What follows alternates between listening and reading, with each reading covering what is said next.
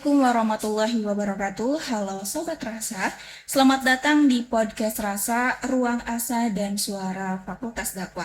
Media inspirasi yang menghadirkan ruang untuk berbagi wawasan, pengalaman, serta gagasan dalam mengembangkan dakwah komunikasi dan pendidikan Islam. Saya Meli Rahmalia yang akan menemani perbincangan pada hari ini. Pada kesempatan kali ini, kita akan membahas tema yang sangat menarik, yaitu membangun program studi komunikasi penyiaran Islam yang unggul, belajar, berkolaborasi, dan berkembang bersama. Di era perkembangan teknologi informasi dan komunikasi yang begitu pesat, program studi komunikasi dan penyiaran Islam dituntut untuk terus beradaptasi, menghadirkan kurikulum yang relevan, membangun jejaring yang kuat, serta menghasilkan lulusan yang kompeten. Salah satu upaya mewujudkan hal tersebut adalah melalui kolaborasi dan studi banding antar perguruan tinggi dan saling berbagi pengalaman serta praktik. Baik institusi dapat terus meningkatkan kualitas pendidikan demi mencetak generasi yang unggul. Nah, pada pagi hari ini, Fakultas Dakwah UIN Sultan Hasanuddin Banten mendapatkan kehormatan menerima kunjungan dari program komunikasi penyiaran Islam Kamil Bogor dalam studi banding. Tentunya kunjungan ini menjadi momentum yang sangat berharga untuk belajar, bertukar ide, serta membuka peluang kerjasama yang berkelanjutan. Sudah hadir bersama saya narasumber yang sangat luar biasa tentunya. Halo Ibu Dania. Halo Kak. Halo Ibu Fahma. Selamat datang Ibu di Universitas Islam Sultan Hasanuddin Banten. Baik Ibu, terima kasih telah meluangkan waktunya dan berkesempatan untuk berbagi pengalaman bersama kita di Fakultas Dakwah ini ya Ibu. Ya, terima kasih juga Kak Meli sudah diterima dan diperbolehkan podcast saya jadi. Mungkin langsung saja ya Ibu ya. Yang pertama, bagaimana sih perasaan Ibu kesan pertama saat mengunjungi ke Fakultas Dakwah ini? Saya tentunya cukup senang ya karena di sini diterima dengan baik gitu. Walaupun kami dari PKIS sebenarnya karena kami dari Sosas Bogor di sini tuh datang sini sebetulnya karena melihat rekrutan dari KPI UIN Banten ini cukup potensial untuk kita bisa belajar bareng Ausender. Nah, makanya ketika datang sini terus diterima oleh Fahma, kemudian sama Pak Loli ya, mungkin kemudian di sini juga di sama mahasiswanya sangat senang kali tentunya. Dan itu menjadi kita sendiri gitu ya, bahwa ternyata semua bisa ambil itu kerasa gitu walaupun di daerah itu sendiri. Baik Ibu, mungkin bisa diceritakan sedikit tentang program studi KPI di Insan Kamil Bogor yang baru dibuka tahun ini. Apakah yang melatar belakangi pembukaan dari fakultas tersebut? Jadi prodi KPI di Insan Bogor ini sebetulnya belum jadi fakultas, masih jadi peserta karena kami tadi itu terdiri dari sekolah tinggi ilmu tarbiyah, kemudian kalau ketika sudah ada dua ini KPI dari HR kami ambil dari SNI. Nah itu. Lalu yang kedua, kira-kira yang melatar kami jadi berdiri prodi KPI kami ini sebenarnya untuk menjawab tantangan zaman itu. Karena kami punya satu visi yang besar tentunya dari institusi yaitu sarjana yang lama dan kulturisasi kami yang profesional. Dari situ kita coba menggarap gitu ya, mencoba ke sana dari mulai kalian ulama itu kita mewujudkan dari membentuk para dai-dai yang dia jadinya techno entrepreneur gitu, jadi dai yang memang melek akan digital. Nah dari situlah kira-kira Insan Kamil itu mencoba untuk membuka sepertinya KPI di kami itu bisa menjadi kayak gitu. Jadi sini besar itu. Mungkin dari Ibu Fahma sendiri bisa ceritakan tentang prodi komunikasi penyiaran Islam di Fakultas Dakwah ini seperti apa? Ya, baik. Terima kasih Meli dan Ibu Dania ya, terima kasih banyak yang sudah berkunjung gitu ke sini, khususnya ke Prodi KPI. Kita sangat senang sekali gitu ya menyambung silaturahmi, apalagi Prodi KPI di STIT Insan Kamil Bogor ya Bu ya. Itu tadi kita sempat ngobrol-ngobrol ya, newbie dan memang baru keluar apa status akreditasinya ya, terakreditasi. SK Oh, pendiriannya. oh ya, SK pendiriannya ya. Iya. Jadi memang betul-betul sedang menyusun dan merancang kerangka untuk KPI ke depannya itu seperti apa. Nah, di prodi KPI kami di sini di UIN Banten saat ini memang ini ganjil 2026 itu sudah menggunakan kurikulum OBE. Sebelumnya dari 2025 ke belakang ya, yang kakak-kakak tingkat yang 2026 ini masih menggunakan kurikulum 2021 berbasis MBKM. Jadi kami masih menggunakan dua kurikulum. Nah, di KPI sendiri alhamdulillah 2024 itu sudah turun nilai unggulnya dari A ke unggul 2024 dan kami pun sama Bu, kita sedang siap-siap mau submit lagi soalnya udah masuk PS. Ya jadi udah mulai ngerancang lagi gitu dari awal ya, prestasi-prestasi mahasiswa, kemudian dari kurikulumnya, akademiknya, SDM dan lain sebagainya itu kita lagi persiapan rancang lagi. Itu kira-kira ya akhir tahun 2026 ini dan 2027 itu kita KPI udah mau mulai ini lagi up lagi untuk running untuk submit karena habis di 2029. Itu running.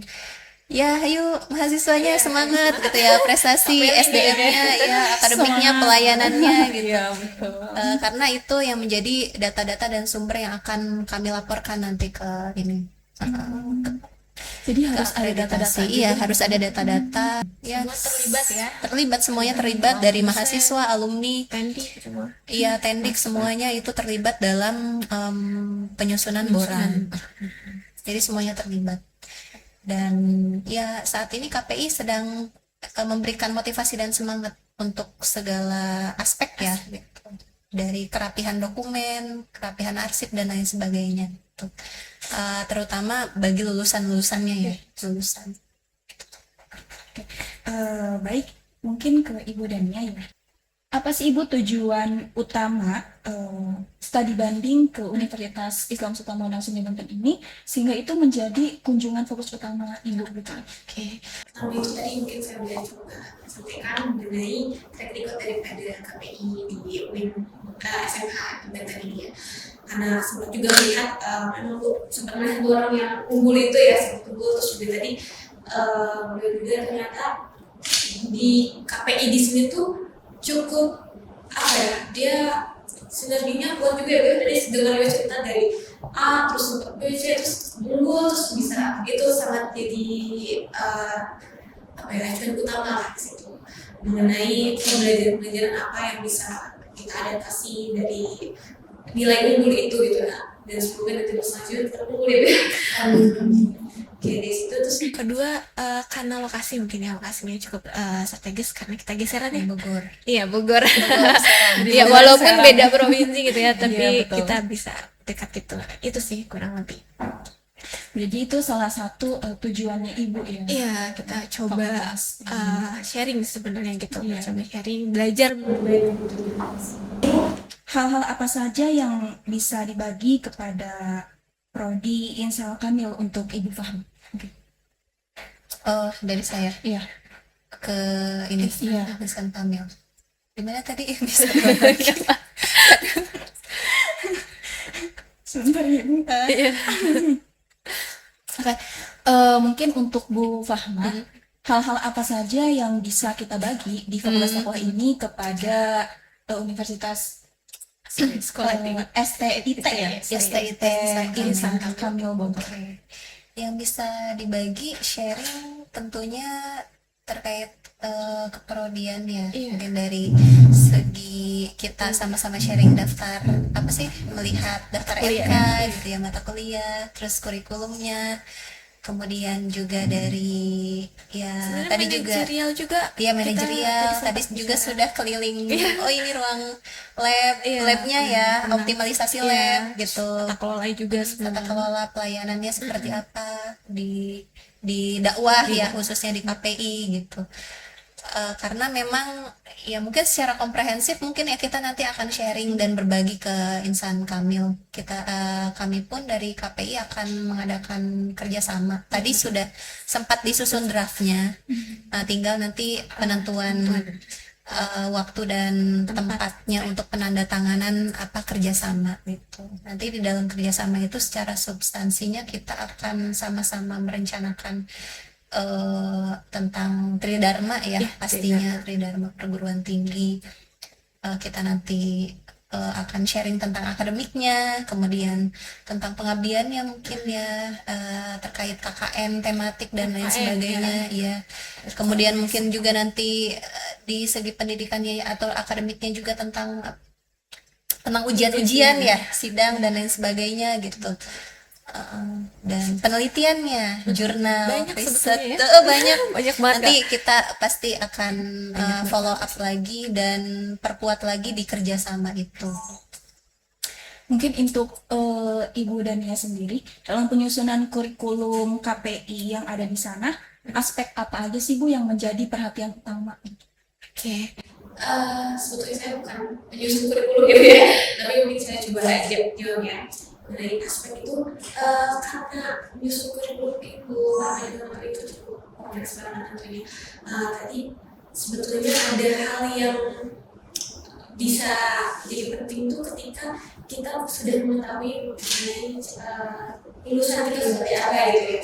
Nah, ketika kita sudah tahu mengenai profil lulusan daripada satu universitas itu atau satu prodi itu, di situ mungkin ada penekanan terkait susunan Kurikulum. Nah, tadi tuh sempat ngobrol juga ya Bu ya di So, belakang layar tuh ya. Pak Muhib. Iya, Pak Muhib juga sharing juga tentang di sini profil lulusnya seperti apa, sehingga karena kami belum running sebenarnya belum running, jadi baru mau September ini dan kami mau optimalkan di semester ganjil ini ya.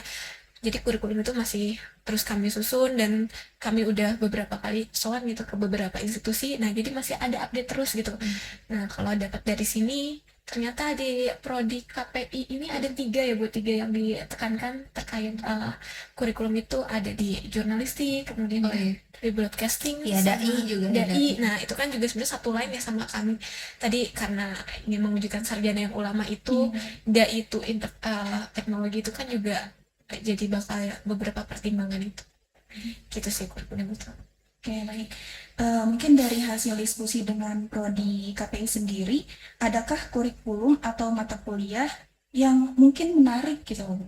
Terus adaptasi dari apa sih STIT Insan Kamil ini bagi kita ada nggak gitu? Yang menarik, yang sangat menarik mata kuliahnya gitu loh di prodi KPI sendiri. Oke.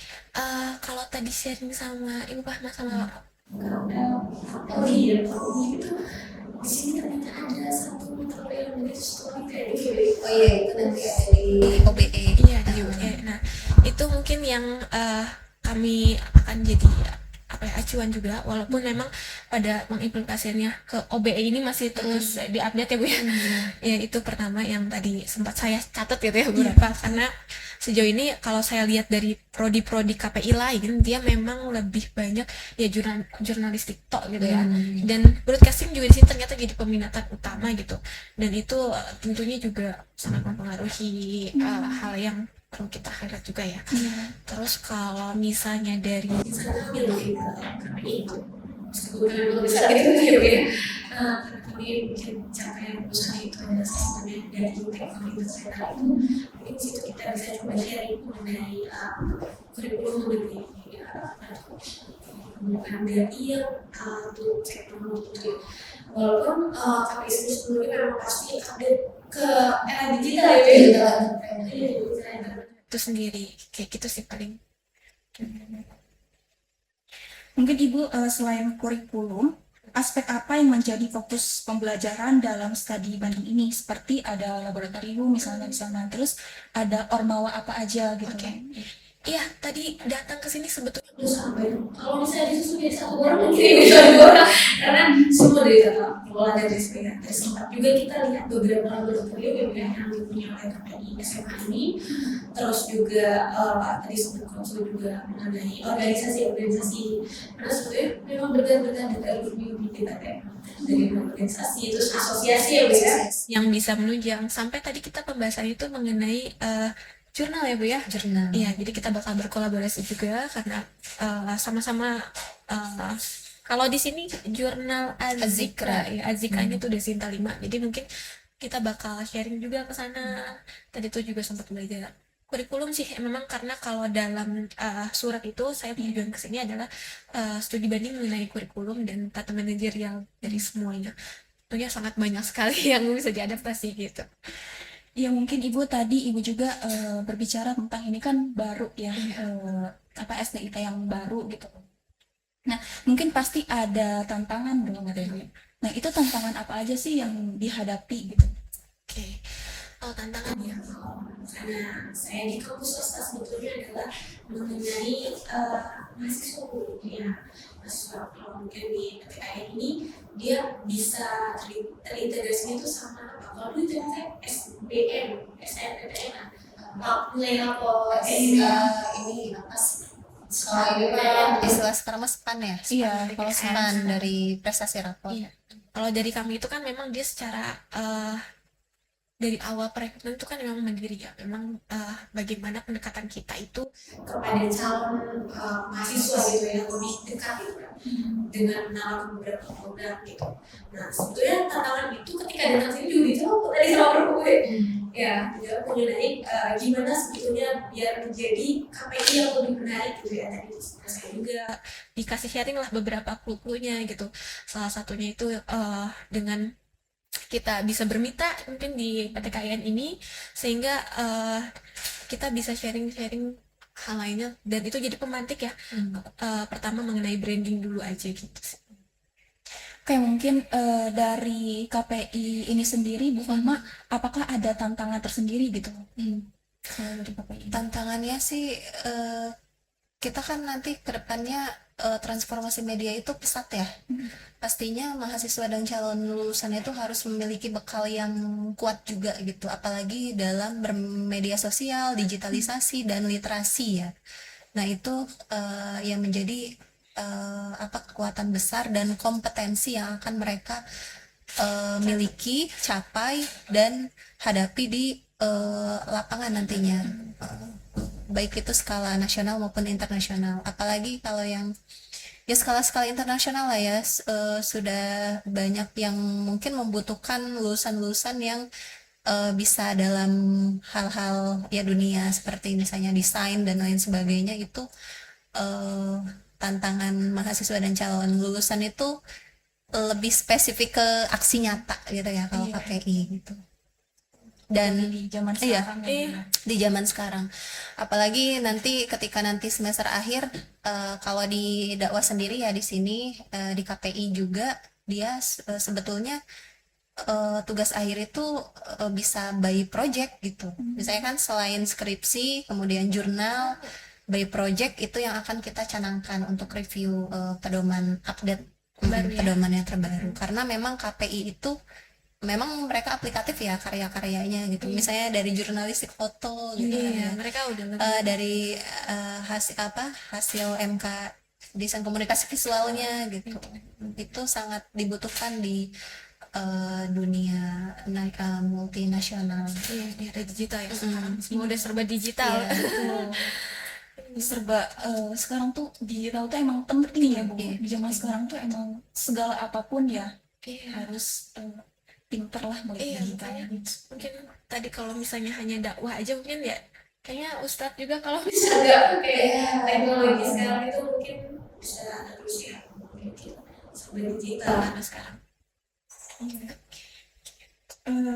mungkin Ibu lanjut ke pertanyaan yang selanjutnya.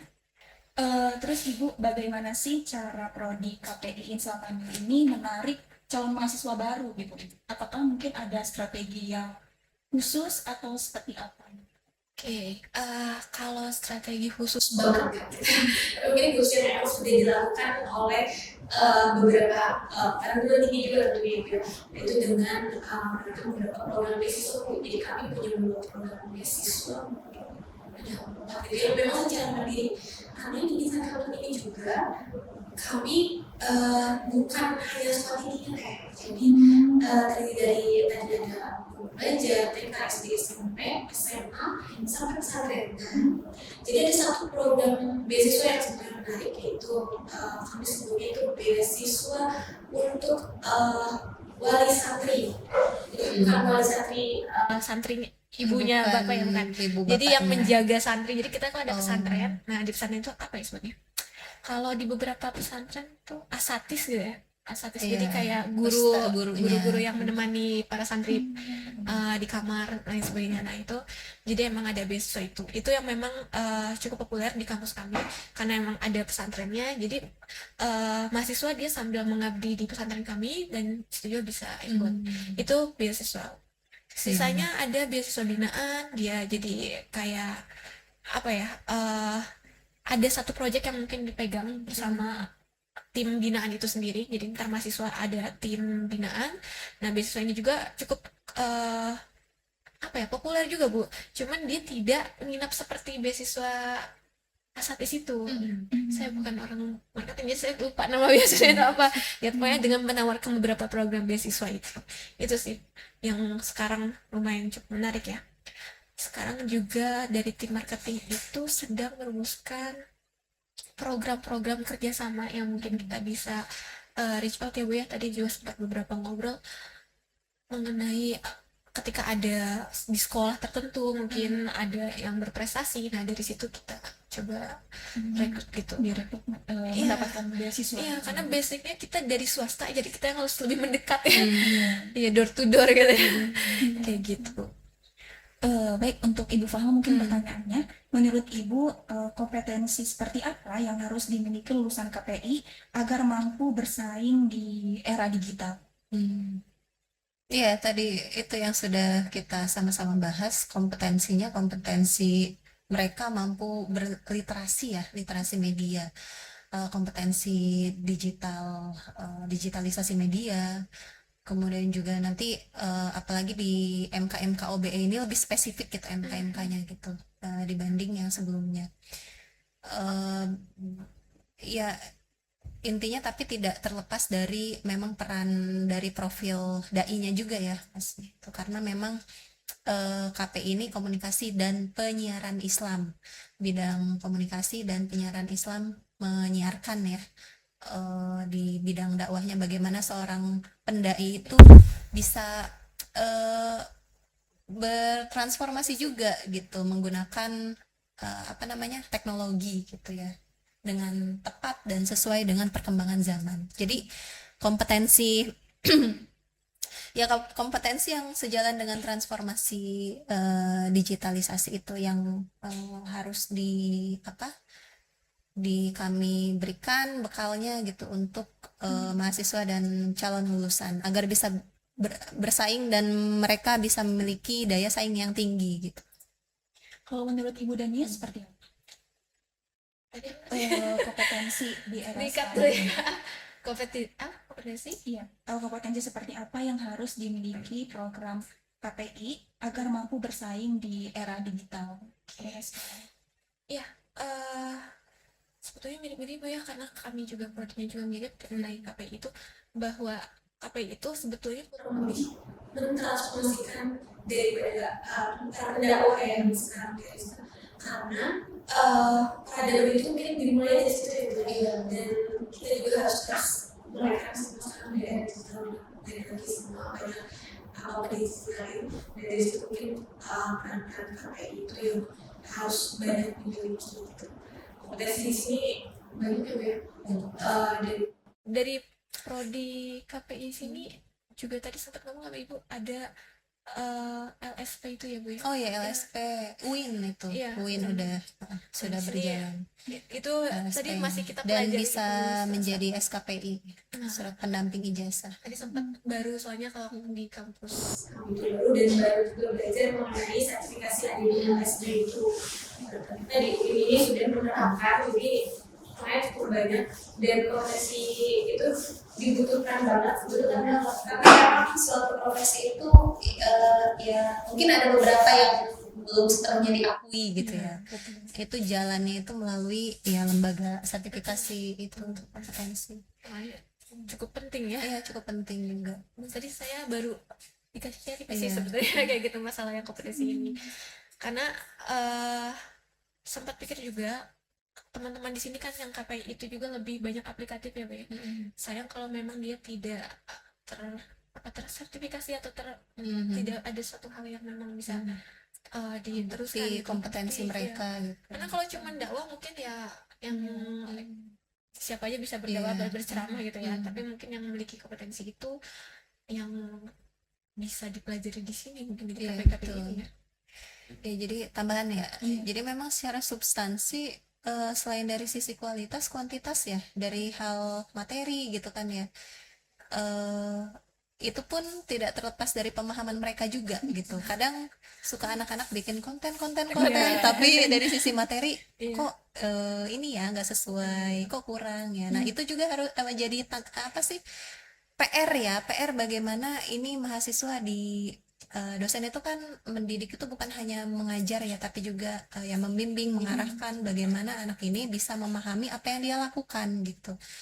Jadi materinya dia paham, apa yang dia lakukan juga paham. Nah itu akan ya ada kesesuaian lah gitu ya.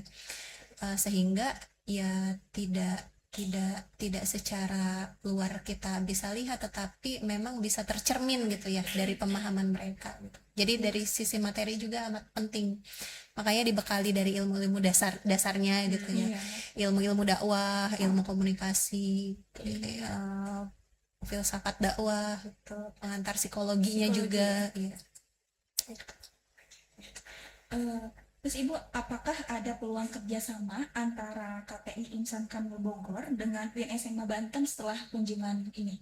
Oke, tentunya sangat ada ya Bu ya, sangat ada, dan bahkan sudah tadi sempat kali ini adalah kita akan melakukan kerjasama di bidang pidana yang meliputi pemberitaan pengajaran, mungkin aplikatifnya kita bisa sharing mengenai kurikulum atau mungkin yang nanti bisa kita adakan untuk beliau di sana, kemudian tadi dari bidang pengabdian kita bisa KKN terintegrasi gitu ya, kayak kita UIN SMK dan SMK juga, kemudian di bidang pendidikan, pengajaran, kemudian sama penelitian yang bisa kolaborasi. Nah, kami juga sebetulnya baru mulai ini Bu, launching baru mulai mau launching mengenai jurnal gitu kan, jurnal KPI Insan Kamil itu namanya Ihyaul Insan. Nah mungkin di situ juga kita bisa kolaborasi ya Bu ya, dari mulai penelitiannya, terus juga pengelolaan jurnalnya, mungkin jadi reviewers dan lain sebagainya. Tentunya sangat banyak sih. Dan kalau ada event-event mungkin ya di luar Tridharma itu, event tahunan kalau sini ada gak Bu? Ya ada. Kalau di Prodi KPI itu ada Komfes ya, Iya, mahasiswanya, ada komunikasi festival. Jadi rangkaiannya itu selama 4 hari. Ya, ada lomba-lomba yang sesuai dengan Antar bidang mahasiswa ya? KPI. Iya, betul.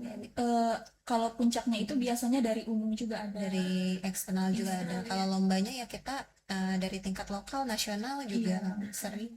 Iya, mungkin hal-hal tersebut Ya bisa gitu dijadikan nanti bahan kerjasama. betul. Ya, yang tadi baru mungkin mau di launching, kita akan coba kuliah umum mungkin ya Bu ya. Oh iya di kampus gitu. Jadi kuliah ntar umum. judulnya UIN SMK Banten Go to Insan Kamil gitu. Dosen tamu ya. Dan tamu betul, itu sangat banyak banget ya kalau bicara tentang Tridharma, karena itu luas. Iya, betul. Dan lingkupnya semua ikut serta gitu, baik mahasiswanya, alumni ataupun dosennya sendiri juga. Jadi semuanya itu ikut terlibat. Ya? Terlibat. Baik Ibu, sebenarnya seberapa penting kolaborasi antar perguruan tinggi dalam meningkatkan kualitas pendidikan khususnya di bidang komunikasi dan penyiaran Islam? Itu sangat penting ya, sangat penting karena sebetulnya sebelum kamu melihat si KPI ini kamu juga kadang perlu berpikir tinggi itu ya, lagi ini ada juga sama gitu. di keagamaan tentunya juga menjadi sorotan penting buat kami yang sama-sama di bawah perguruan tinggi keagamaan. Dan kalau bukan perguruan tinggi keagamaan, saya kan nggak mungkin melihat ke perguruan tinggi umum gitu ya, karena di sini memang concern atau termnya ya karena komunikasi penyiaran Islam. Di situ sih mungkin saya rasa sangat penting untuk diadopsi beberapa halnya. Banyak yang perlu dipelajari sebenarnya Bu, banyak banget tuh, apalagi kami juga baru. Terus apa sih pesan Ibu bagi mahasiswa KPI khususnya di Universitas Islam Sultan Hamengkubuwono Banten? Pertama itu jangan berhenti belajar.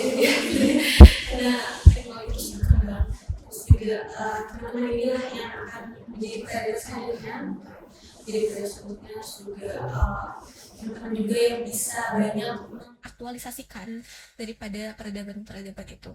Nah, jadi ketika teman-teman di sini KPI mungkin lulusannya bakal jadi pendakwah ya Bu ya, kurang lebih kayak gitu, salah satunya pendakwah.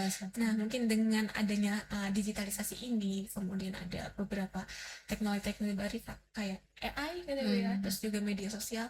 Nah, mungkin di situ teman-teman bisa bertransformasi, kemudian tidak gaptek kali ya, tidak menjadi pendakwah yang gaptek, tapi ketika teman-teman bisa mampu belajar beradaptasi dengan hal tersebut, jadi teman-teman bisa menjadi dia yang hikmah ya, bijaksana.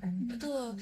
Nah, itu bisa, hal itu sebenarnya Bu ya yang cukup penting adalah ketika kita mampu tidak nih bertransformasi, beradaptasi dengan proses itu atau dengan teknologi itu.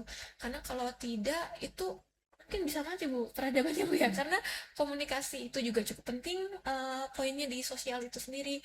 Kemudian juga penyiaran Islam, karena sebagai pendakwah tentunya khususnya di keagamaan Islam ya cukup penting gitu.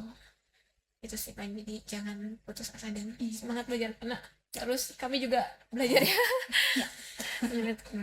Iya betul. Kalau dari Ibu Muhammad sendiri apa sih pesan gitu loh untuk kita nih sebagai mahasiswa KPI? Pesannya tekun kuliahnya, karena teman-teman di sini sedang ibadah ya, menuntut ilmu kan kewajiban itu ya, kewajiban dalam bentuk kuliah gitu kan, menjadi mahasiswa gitu. Jadi makanya melaksanakan suatu kewajiban itu harus semangat, tanggung jawab, dan ya intinya kita punya niat, insya Allah dilancarkan dan ada jalannya untuk step by step kita bisa lalui gitu kan. Karena memang ini pesan mahasiswa kan ya, memang perjalanan menjadi mahasiswa itu ya lika-liku lah gitu ya, banyak ya bervariasi lah, banyak lika-likunya, banyak ya mungkin suka dukanya gitu ya, ada bahagia gitu, ada sedih, tapi dikembalikan lagi pada niat kita gitu, kita kuliah itu untuk apa gitu ya, situ aja dulu gitu. Nah, kalau misalnya kita sudah menemukan tuh jawabannya, oh kita kuliahnya untuk ini, ya berarti ya tergambar tuh, tercermin, oh berarti akan kelihatan, oh mahasiswa ini kayaknya kuliahnya karena ini nih, oh bakal kelihatan gitu. Mahasiswa ini kuliahnya karena dia pengen misalnya punya gelar aja gitu, itu juga nanti akan berdampak pada masa depannya juga gitu. Tapi kalau misalnya mahasiswa itu ya saya kuliah karena ingin tahu gitu ya, tahu ilmunya, saya pengen menuntut ilmu karena ingin memahami materinya seperti apa, ilmunya ya, pembelajarannya seperti apa, itu insya Allah gelar itu bukan hanya gelar gitu, tapi gelar itu bisa berkah gitu ya, bisa berkah, bisa menyukseskan masa depannya juga gitu, dan insya Allah mendapatkan apa yang dia cita-citakan, inginkan. Jadi semangat menuntut ilmu untuk mahasiswa.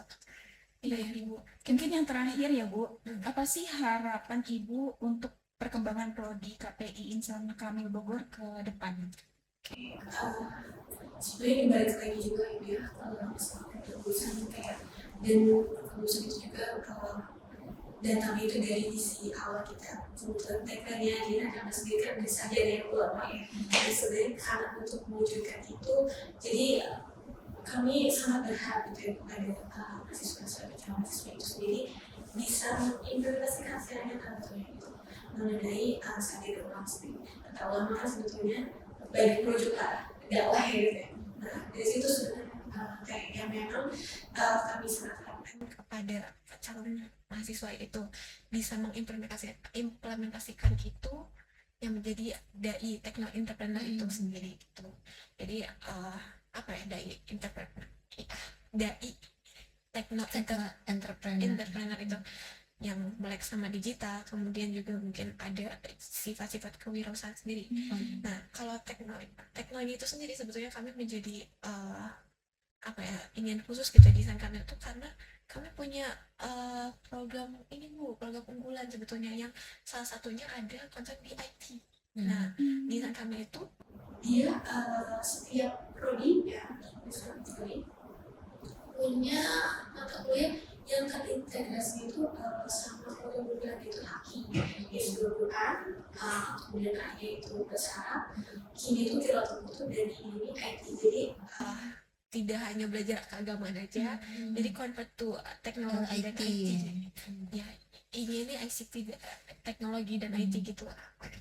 Dari situ sih sebenarnya semoga aja dari tembok-tembok kecil itu ya Bu ya, itu bisa mewujudkan yang tadi secara skala besar sesuai dengan visi itu sarjana yang ulama itu sendiri. Kalau dari Ibu Fahma sendiri, apa sih harapan untuk prodi KPI Insan Kamil ini? Kami berharap prodi KPI STIT Insan Kamil menjadi prodi yang kompetitif, terus berinovasi, kemudian juga mencetak mahasiswa dan lulusan yang sesuai dengan profil dan program unggulannya gitu ya. Dan mudah-mudahan cita-cita mulia ini atau sekarang nih yang lagi dibangun nih ya kerangka-kerangkanya oleh Bu Dania dan kawan-kawan ya bisa sedikit demi sedikit bisa terwujud untuk ya nanti pembangunan kampus itu sendiri dan juga untuk ya secara umumnya untuk bangsa kita gitu kan ya, peradaban selanjutnya ya. Bismillah lancar Ibu, mudah-mudahan nanti ya kita juga bisa ini ya silaturahmi lagi atau nanti gantian gitu kan ya. Boleh Kita yang kesana. Sama mahasiswanya ya Bu ya. Sama mahasiswanya sekalian nanti kita implementasi tindak lanjut kerjasama juga gitu ya dengan apa tadi namanya kuliah tamu atau dosen tamu tadi. Ya itu sih harapannya. Oke, mungkin itu saja ya Bu. Alhamdulillah podcast kita hari ini udah selesai, udah di penghujung acara. Terima kasih juga kami ucapkan nih kepada Ibu Dani dan Ibu Fahma telah meluangkan waktunya bergabung bersama kami gitu. Terima kasih juga Meli. Wah, kalau tanpa Meli ini kita itu ya. Kalau tadi Ibu bilangnya Kak Meli, kalau saya teh karena dari Sunda itu ya. Gitu. Meli Sunda. Iya, aku dari Neng Meli, teteh. Iya, jadi beberapa kali bilangnya teh gitu. Kalau Jawa Serangnya ini Jawa Nong ya. Oh, Jawa Serang sini. Kalau ini masuk Jawa Serang, tapi Sundanya juga ada gitu. Seru-seru banget. Karena tadinya emang sempat merantau di Bandung juga. Oh iya. Terus juga ke Bogor, jadi terbiasa akan teteh kan. Iya. Aslinya orang mana Bu? Orang Bogor. Oh, aslinya mah di Bogor ya. Iya, cuman pakai rata. Jadi bilangnya teh. Terima kasih. Iya, Kita bisa terima kasih Semangat, juga ya. semoga dimudahkan dilancarkan dalam berkarya dan kuliahnya juga. Mungkin kepada Sobat Rasa, terima kasih telah menyaksikan dan mengikuti episode kita kali ini.